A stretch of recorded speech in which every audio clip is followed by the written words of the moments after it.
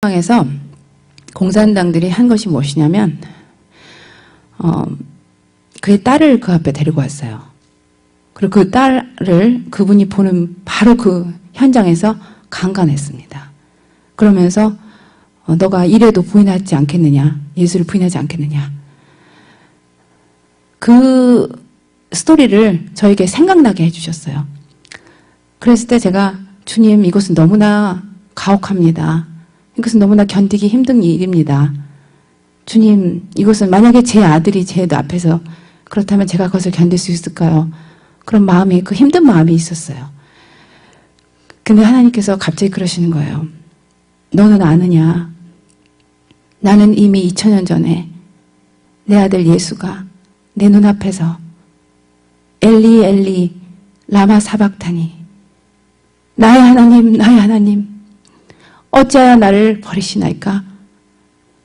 그렇게 소리 질러도 내가 그를 외면했던 것을 너는 아느냐? 그렇게 말씀을 하시는 거예요.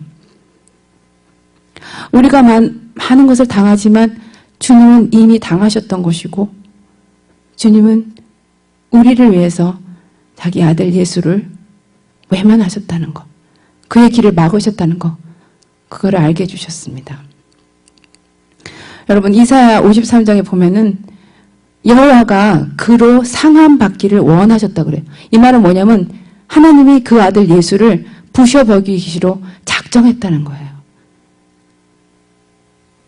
아마 레벌레이션 그 계시록에 보면은 반시간 동안 하늘에서 침묵하다는 그런 얘기가 나와요.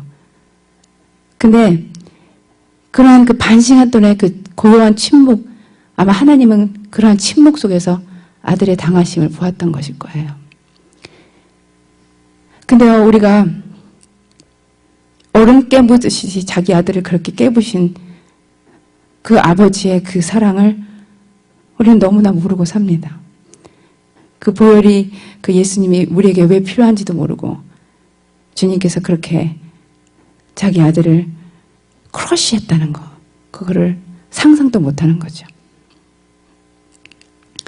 근데 여러분, 십자가가요, 많은 사람들에게는 신학적인 필연으로 다가옵니다.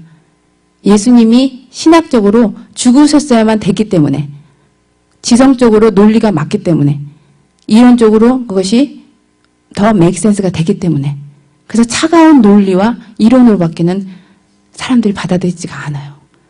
하지만 십자가의 그 땀과 먼지와 그 진액으로 엉겨붙은 그 하나님의 그 열정과 사랑이 완전히 엉겨붙어서 우리에게 다가오는 그 십자가를 우리가 알지를 못하고 그렇게 살고 있는 것입니다. 그래서 정말로 우리가 정말 그 은혜를 알 수 있는 그 통곡의 방, 그 안으로 들어가는 그 길은 그 십자가를 아는 것인데, 그 차가운 논리가 아니라 정말 하나님의 그 피땀에 흘려진 그것이라는 것을 우리가 절실히 알아야 됩니다. 아멘. 예. 우리가 마리아가 향유 욕합을 가지고 주님 앞으로 나아갔다 그러잖아요.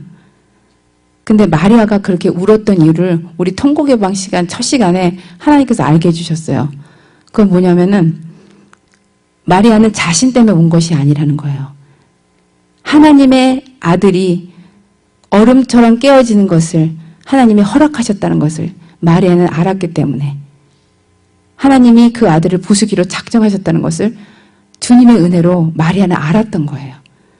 그래서 그 향유옥합을 먼저, 그 자신의 모든 것을 바칠 그 향유옥합을 먼저 깨어서 완전히 깨뜨리고 부셔서 주님에게 드리고 싶었다는 그 말씀을 주님께서 해주셨습니다. 마리아는 주님의 눈물을 보고 운 자였어요. 주님이 그 아들을 깨뜨리실 수밖에 없는 그 상황을 알고서 울었던 자라는 거죠. 그래서 여러분, 우리가 부흥의 천사가 이 아틀란타에 있다고 그러잖아요. 근데 정말 그 부흥의 천사가 원하는 자들은 그 통곡 속에서 마리아처럼 우는 자들이라고 생각합니다. 그러한 자들을 모으시고 이 땅에 하나님의 희망을 부으시려고 우리 한 사람 한 사람을 이곳에 불러주셨다고 믿습니다. 아멘. 예, 근데요, 제가 이번에 이 말씀을 전하려고 하는데 하나님께서 생각나게 해주신 말씀이 뭐냐면 회심이라는 단어였어요. 여러분, 회심이라는 단어가 이 기독교에서 얼마나 많이 오해되고 소외되고 있는 단어인지 아십니까? 근데 제가요, 20살 때 굉장히 하나님을 찾는 그런 어떤 구도자의 그런 삶을 살기를 원했던 그런 사람 중에 하나였는데, 제가 그래서 캐톨릭을 다녔었어요. 근데 캐톨릭에서 갑자기 은혜를 받아서 신부가 되시기로 한 어떤 그 신부님이, 사제수법을 받기로 한 신부님이 어떤 모임에 잠깐 오셨는데, 그 모임에서 책을 하나 갖고 오셨거든요. 근데 그 책이 제목이 회심이라는 제목이었어요. 그때 제가요, 그 회심이라는 단어에 굉장히 매력을 느끼는 거예요. 그러면서 나는 저 회심을 모르는 자다. 근데 그것을 알고 싶고 그것을 경험하고 싶다. 그런 것들을 제가 제 영이 막 느끼는 거예요. 근데 어떨 때는 여러분, 마음은 생각 안 하는데 이 영이 말할 때가 있잖아요. 근데 제가 그 회심이라는 단어에 매력을 느끼고 그 회심을 경험하고 싶다고 그렇게 말했을 때 주님께서 2년간을 통해서 그 회심이 무엇인지를 가르쳐 주셨어요. 근데 여러분, 지금 우리 교회에서는 많은 경우에 회심을 알려준다 그러면 한 5분도 안 걸려요. 5분도 안 걸려서 하나님은 여러분을 사랑하고 하나님은 여러분의 계획이 있고 그러니까 여러분은 십자가를 믿고 이제 주님의 자녀가 되었습니다. 이런 식으로 가르친다는 거죠. 하지만 제가 회심을 성령님의 은혜로 계속해서 그걸 알아갈 때 그것은 2년이나 되는 과정이 필요했던 거예요. 근데 저는 그때 당시에 하나님을 믿었던 사람이에요. 하지만 하나님을 믿었다고 교회를 다녔는데 회심한 자가 아니었어요. 그거 차이가 있는 거 아세요? 어떤 목사님은 그분의 어머니가 80년간 하나님을 믿었대요. 하지만 그녀는 회심한 자가 아니었어요. 여러분, 하나님을 믿어도, 하나님의 존재를 믿어도 회심한 자가 아닐 수 있어요. 그렇죠? 예. 근데 제가 또 회심에 관심이 있었기 때문에 굉장히 그 죄에 대한 관심이 있었어요.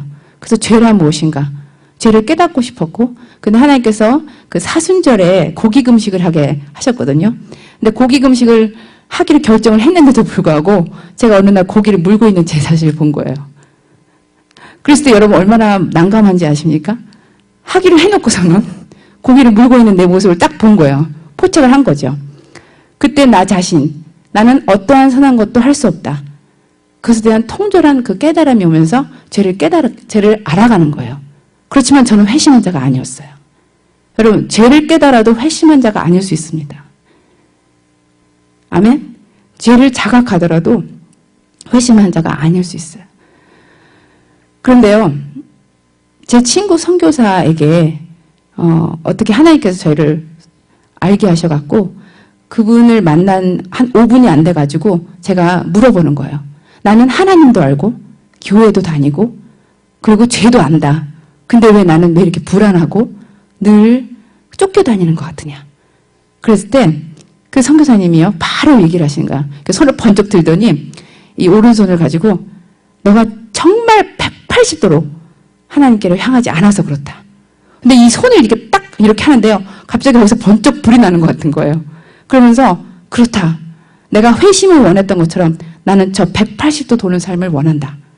그러면서 그것을 추구하기로, 내가 결단하기로 이렇게 마음 먹는데 그 결단을 했는데도 저는 회심한 자가 아니었어요.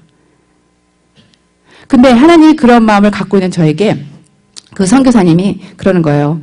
이 주에 프라이데이, 그 금요 성경 공부가 있는데 인터내셔널 스튜던트가 같이 오는 그런 모임인데 너가 와서 같이 모임에 참석하지 않을래? 그러는 거예요. 근데 제 영이 또 말하는 거예요. 난 저기를 꼭 가야 된다. 그랬고요.